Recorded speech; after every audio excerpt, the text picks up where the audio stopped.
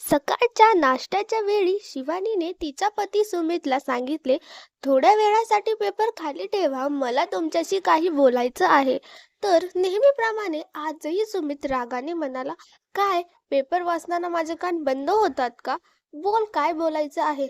सुमितची ही प्रतिक्रिया ऐकून शिवानी थोडी भीतीने म्हणाली, माझे एक स्वप्न आहे की एकदा महादेवाच्या ठिकाणी जाऊन येऊ. प्लीज मला घेऊन चला. हे ऐकून सुमित रागात म्हणाला, तुमची स्वप्न पूर्ण करायला त्यासाठी माझ्याकडे वेळ नाही. जाऊन ये तिथे, एकटीच जाऊन ये. तू लहान मुलगी नाहीस. पेपर बाजूला फेकत रागात सुमित त्याच्या ऑफिसला निघून गेला. शिवानी नेहमीच सुमितच्या वेळेसाठी तडफडत असे, पण सुमित तर त्याच्या कामात व्यस्त असायचा किंवा पेपर व मोबाईलमध्ये. शिवानी त्याला जेव्हा तक्रार करत असे तेव्हा सुमित म्हणायचा, लग्नाला 10 वर्ष झालेत, मुलगा बाहेर शिकायला गेला आहे आणि तू मला कॉलेजच्या मुलांसारखं तुझ्या मागे फिरायला सांगतेस. हे मी करणार नाही. कधी कधी शिवानीला असं वाटायचं की ती देखील सुमितला त्याच्याच प्रकारे उत्तर देईल, की प्रत्येक वेळेस त्याच्या इच्छेनुसार त्यांच्या आवश्यकतांसाठी उपलब्ध राहू शकत नाही. पण नंतर तिला जर विचित्र भीती वाटत होती की जर सुमित तिला एकटीला सोडून गेला तर. कारण लहानपणापासूनच शिवानी एकटी सोडण्याच्या भीतीने घरातील सदस्यांना आणि मित्रांना तिच्या प्रत्येक गोष्टीला शांतपणे मान्य करत असे. आणि लग्नानंतरही तीच स्थिती होती. दुसऱ्यांसाठी ती एक व्यवस्था पूर्ण करणारी यंत्र होती. एकटी जा या शब्दांनी शिवानीच्या मनात गडबड केली आणि तिला आसपासच्या लोकांच्या गर्दीमुळे विचित्र चिंता वाटत होती. त्यामुळे तिच्यासाठी एकटीने प्रवास करणं अशक्य होते आणि हे सुमितला चांगल्या प्रकारे माहीत होते. शिवानीच्या डोळ्यातून गळालेले अश्रू तिच्या हाती पडले आणि तिचा तंत्र मोडला. तिने तिच्या अश्रूंना पुसले आणि समजून सांगण्याच्या प्रयत्नात म्हणाली, बस, खूप झाले. मी का इतरांच्या आधारावर, माझ्या छोट्या छोट्या आनंदांवर का अवलंबून राहू? मला समजून घ्यायचं आहे की माझी काळजी घेणारा कोणी नाही, आणि जर दुसऱ्यांनी काळजी घेतली नाही तर याचा अर्थ असा नाही की मी माझी काळजी घ्यायला बंदी करायला हवी. मग मी देखील माझ्या स्वप्नांना सत्यात उतरवण्यासाठी आयुष्यात पुढे जाईन. पण शिवानीला घाबरत होती की सुमित नाराज होईल. तिने थोडी काळजी घेत स्वतःला समजवलं की जे होईल ते पाहू, आणि मग तिने शेवटी ठरवलं की तिला तिच्या भीतीला तोंड द्यायलाच हवं. ती एकटीने प्रवास करणार होती. संध्याकाळी जेव्हा सुमित घरी परतला तेव्हा शिवानीने त्याला सांगितलं, मी एकटीने प्रवास करण्यास तयार आहे. तुमच्या आवश्यक वस्तू सगळ्यांचं सामान अलमारीत ठेवलं आहे. जेवणासाठी दादाला सांगितलं आहे. मी उद्या जाऊ का? सुमित रागात म्हणाला, तुम्ही सगळं ठरवलंय तर मला का विचारायचं? सुमितच्या अशा आवाजात असं काहीतरी होतं जे अनमिक थंडेपणाचं होतं. शिवानीला असं वाटलं की ती सुद्धा त्याला विचारेल, जेव्हा तू तुमच्या इच्छेने मला सांगून निर्णय घेतोस तेव्हा ते खरं असतं का? आज माझं बोलणं तुम्हाला बेरुख वाटल, पण बेकारचा वाद होऊ नये म्हणून शिवानी नेहमीप्रमाणे चुप राहिली. लॅपटॉपवर पुढच्याच दिवशी तिकीट बुक केल्यानंतर शिवानी झोपायला गेली. तिच्या मनात एकतर उत्साह होता तर दुसरीकडे अनोळखी भीती देखील होती. पुढच्या दिवशी जेव्हा शिवानीला स्टेशनला जाण्याची वेळ झाली तेव्हा तिने सुमितला फोन केला, तुम्ही मला स्टेशन पर्यंत सोडायला येणार का? सुमितने उत्तर दिलं, शहरात ऑटो रिक्षा काही नाही का, असं सांगून फोन ठेवला. पण शिवानीने हिंमत हारली नाही. तिने स्वतःला समजवलं, बस, आता काही नाही. मी आपली बॅग घेतली आणि आज आत्मविश्वासाने घराबाहेर पाऊल ठेवलं. स्टेशनवर पोहोचल्यावर जेव्हा ती आपल्याला दिलेल्या सीटवर बसली तेव्हा तिचं हृदय धडधडत होतं. आजूबाजूला बसलेल्या अनोळखी लोकांना बघून ती आतून फारच घाबरत होती. पण तरीही ती प्रयत्न करत होती की तिची भीती चेहऱ्यावर दिसू देणार नाही. स्वतःला शांत करण्यासाठी तिने आपल्या बॅगेतून एक पुस्तक उचललं आणि त्यात लोटून जाण्याचा प्रयत्न केला.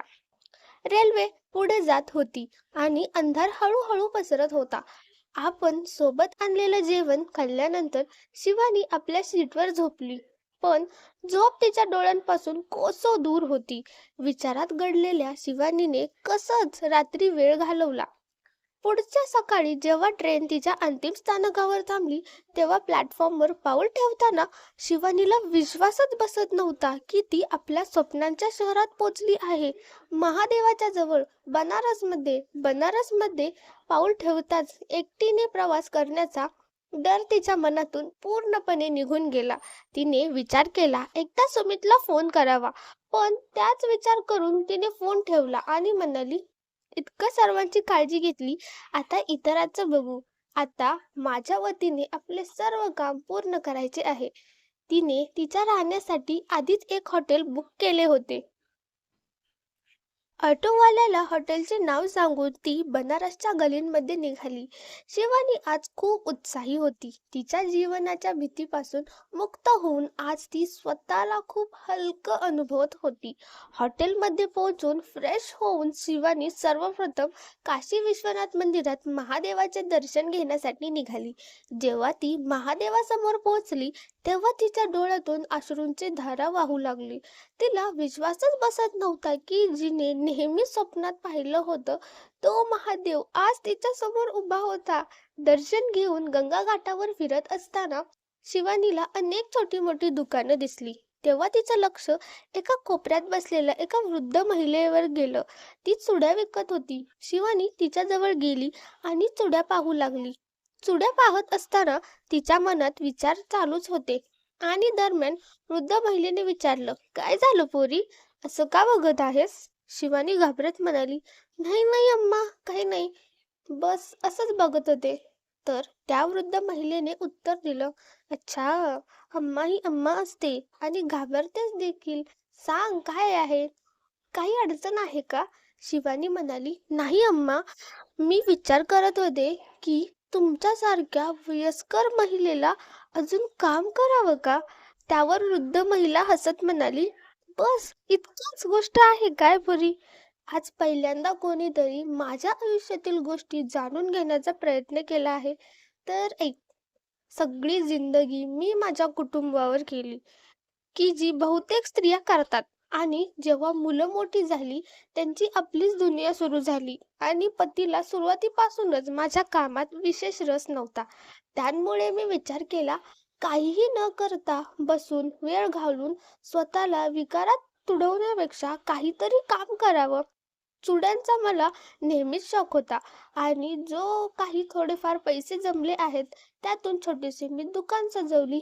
आता वेळही जातो आणि छोट्या मोठ्या खर्चांसाठी कोणाच्या समोर हात पसरावाही लागत नाही.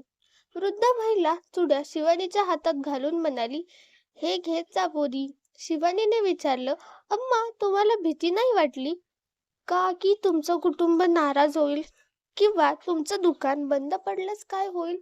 वृद्ध महिला हसत म्हणाली, बेटा, आम्ही स्त्रिया आपलं अर्ध आयुष्य असेच भीतीत घालवतो की पिताजी नाराज होऊ नयेत, भाऊ रागवू नये, पती सोडून जाऊ नये किंवा मुलगा रागवू नये. याच भीतीमुळे आपली स्वप्न आणि इच्छांना दाबून ठेवत आहोत आणि जीवनभर देवी बनून राहतो. पण आता आयुष्याच्या शेवटच्या टप्प्यावर कमीत कमी आपल्याला या भीतीपासून मुक्त होणं हवं. आणि असं की जर प्रत्येक व्यक्तीला भीती वाटत राहिली तर या जगात नवीन शोध होऊ शकतील का? आपण प्रगतीच्या मार्गावर कसं जाऊ शकेल? असफलता तीच असते बेटा, व्यक्ती प्रयत्न करणं सोडून देतो. वृद्ध महिलेच्या शब्दांनी शिवानीला आठवलं की जेव्हा ती सुमितला म्हणाली होती, मी काही काम सुरू करू का, तेव्हा सुमित तिला हसून म्हणाला होता, तुझ्या वयात काय होईल, असफल होऊन रडत रडत रडणाऱ्यांच्या किचनमध्ये दिसू लागशील. आणि त्यानंतर शिवानी घाबरून तिच्या विचारांना बंद करून टाकायची. गंगा घाटावर बसलेली शिवानी गहिऱ्या विचारात गडलेली होती. तिच्या मनात विचार आला की किती योग्य गोष्टी तिने सांगितली. मला पहा, एक शिक्षित बेवकूफ स्त्री जी अजूनही इतरांच्या म्हणण्यावर चालते आणि दुसरीकडे ती वृद्ध महिला जी शिक्षण न घेतलेली असली तरी स्वतःच्या पायावर काहीतरी करत आहे. मी हे करू शकत नाही का? शिवानीने मनाशी ठरवलं की आता मी स्वावलंबी होऊन माझ्या इच्छेनुसार चालणार आहे आणि ते ठरवून ती तिथून निघाली. तितक्यात तिच्या लक्षात आले की जवळच एक चोरी होण्याचा प्रसंग चालला आहे. एक पुरुष एक महिलेची पर्स घेऊन पळत होता आणि एक कुत्रा त्याला धक्का देऊन थांबवलं होतं. शिवानी जी कुत्र्यापासून खूपच घाबरत होती, तिने हनुमान चालीसा म्हणत तिथून निघायला सुरुवात केली. पण तिने पाहिलं की कुत्र्याच्या पायात एका दगडाने गंभीर दुखापत झाली होती आणि त्याचं रक्त ओघळत होतं. कुत्र्यांच्या डोळ्यात अश्रू होते, पण कोणालाही त्याच्याकडे लक्ष नव्हते. शिवानीला काही सुचत नव्हतं की काय करावं. म्हणून तिने त्या पर्सच्या मालकिनीला सांगितलं, ताई, त्या कुत्र्याच्या पायाला दुखापत झाली आहे. आसपास कुठे औषध मिळत असेल तर कृपया आणून लावायला सांगितल्यावर त्या महिलेने बेफिक्रीने उत्तर दिलं, इतकी काळजी आहे तुम्हाला तर तुम्ही जाऊन लावून या. तिच्या या शब्दांनी शिवानीला आश्चर्य वाटलं. कसली ही निंदा करणारी लोक आहेत या दुनियेत. या कुत्रेमुळेच त्या महिलेचं पर्स परत मिळाली, पण तरी सुद्धा त्यावर दया येत नाही. शिवानीने आजूबाजूला मेडिकल दुकानात शोधून तिथून औषध घेतलं आणि ती कुत्र्याच्या जवळ गेली, पण तिची धाडसीची कमी होती. त्यामुळे तिला कुत्र्याला स्पर्श करण्यासाठी धाडस होत नव्हती. एकदा हनुमान चालीसा म्हणत शिवानीने हिंमत घेतली आणि कुत्र्यापाशी बसून कापसाने औषध लावलं. तेव्हा कुत्रा तिच्या हातावर असे सहर करत होता, जणू की तिला धन्यवाद देत आहे. धडपडत शिवानीने तिच्या आसूंना आपल्या हाताने पुसलं आणि त्यांच्या समोर बिस्किट ठेवून निघाली. थोड्या वेळाने ती पाहिलं की तोच कुत्रा तिच्या मागे मागे येत आहे. शिवानी थोडी आश्चर्यचकित झाली. आज पहिल्यांदा कुणी तिला आपल्या कुटुंबाचा हिस्सा म्हणून स्वीकारलं होतं. कुत्रा तिच्या ऑटोला मागे मागे जात होता आणि काही वेळातच शिवानी स्टेशनवर पोहोचली. ट्रेनच्या खिडकीजवळ तो कुत्रा थांबला होता आणि ट्रेन पुढे गेली तरी तो तिथेच उभा होता. शिवानीला पहिल्यांदा असं वाटलं की कोणीतरी तिचं शुभचिंतक आहे. ट्रेन जशी जशी पुढे जात होती तसं तसं तिचं सर्व भय आणि चिंता मागे पडत होती. महादेवाच्या आशीर्वादाने शिवानी एक नवा आत्मविश्वास घेऊन घरी परतली होती. घरी परतल्यावर सुमित दफ्तरात गेला होता. काही वेळ आराम करून शिवानीने तिच्या प्रवासाचा थकवा मिटवली आणि घरातली सर्व गोंधळ आवरायला सुरुवात केली. संध्याकाळी सुमित घरी परतला. त्याने मनाशी विचार केला, शिवानी अजून मला तिच्या बोरिंग गोष्टी सांगून माझं डोकं खराब करेल. पण त्याच्या अपेक्षांच्या विपरीत शिवानी शांत होती. तिने सुमितला फक्त इतकंच सांगितलं, जेव्हा जेवायला वेळ असेल तेव्हा सांगा, आणि मग शिवानी आपल्या खोलीत गेली. सुमितला हे पाहून थोडं विचित्र वाटलं, पण त्यानंतर तो आपल्या फोनमध्ये व्यस्त झाला. दुसऱ्या दिवशी सुमित कामावर गेलेल्या नंतर शिवानीने एका संस्थेत फोन केला, ज्यांमध्ये प्राण्यांसाठी काम करणारी एक जागा रिकामी होती. शिवानीला मुलाखतीसाठी बोलवण्यात आलं आणि तिला विचारलं, तुम्हाला ही नोकरी का करायची आहे? शिवानीने उत्तर दिलं, मी खोटं नाही सांगणार, अजून 2 दिवस आधी मला प्राण्यांपासून खूप भीती वाटायची. पण एका अनुभवाने मला समजलं की माणसांपेक्षा प्राणी खूप चांगले आणि सत्य मित्र असतात, जे आपल्याला कोणत्याही स्वार्थाशिवाय थोड्या प्रेमाच्या बदल्यात भरपूर प्रेम परत करतात. त्यामुळे मी तुमच्या संस्थेशी जोडून त्यांच्यासाठी काहीतरी करू इच्छिते. शिवानीच्या या उत्तराने संस्था प्रमुख खूप समाधानी झाले आणि त्यांनी तिची नोकरी निश्चित केली. शिवानी खूप आनंदी झाली, कारण आज तिने पहिल्यांदाच स्वतःच्या काही ठरवलं होतं. जेव्हा शिवानीने सुमितला तिच्या निर्णयाबद्दल सांगितलं, तेव्हा सुमित म्हणाला, चला बरं आहे, व्यस्त राहिलीस तर माझंही काही काम होईल. शिवानीने काहीच नाही म्हणालं, फक्त हसली आणि तिच्या कामात लागली. संस्थेत जाऊन शिवानी जखमी प्राण्यांची प्राथमिक उपचार करत असताना तिला असं वाटत होतं की तिचं जखमी मनही हळूहळू स्वस्थ होत आहे. वेळोवेळी शिवानीला त्या संस्थेत एक विशेष स्थान मिळालं. राज्य सरकारने वर्ल्ड ॲनिमल डेच्या दिवशी प्राण्यांसाठी काम करणाऱ्या संस्थांना पुरस्कार देण्याचा निर्णय घेतला आणि प्रत्येक संस्थेला त्यांच्या 2 कर्तृत्ववान सदस्यांची यादी मागितली होती. शिवानीच्या संस्थेत तिचं आणि दुसऱ्या सहकाऱ्याचं नाव पाठवलं होतं. आज पुरस्कार वितरणाचा दिवस होता आणि शिवानी खूप उत्साहित होती.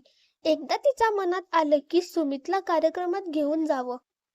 पण त्याच्या बेरुखीला पाहून शिवानी काहीच नाही म्हटली. संध्याकाळी सुमित घरी परतला तेव्हा शिवानी कार्यक्रमात गेली होती. तो शिवानीला शोधत होता. आज शिवानी अजून का आलेली नाही? त्याच वेळी त्याच्या नजरेत कार्यक्रमाच्या कार्डवर पडली. काहीतरी विचार करत सुमितही कार्यक्रमात गेला आणि मागे बसला. जेव्हा शिवानीला पुरस्कार घेण्यासाठी मंचावर बोलवलं आणि त्यानंतर तिला थोडंसं बोलण्यासाठी सांगितलं, तेव्हा शिवानी म्हणाली, मी लहानपणापासूनच खूप घाबरट स्वभावाची होते. माझ्या निर्णयांना भीती वाटायची. माझ्या कुटुंबाच्या इच्छेविरुद्ध काहीतरी केल्यास मला भीती वाटायची की ते मला एकटं सोडतील. मला एकटीने प्रवास करण्याची, घराबाहेर काही कामे करायची आणि असफल होण्याची खूप भीती होती. मला प्राण्यांपासून खूप भीती वाटायची.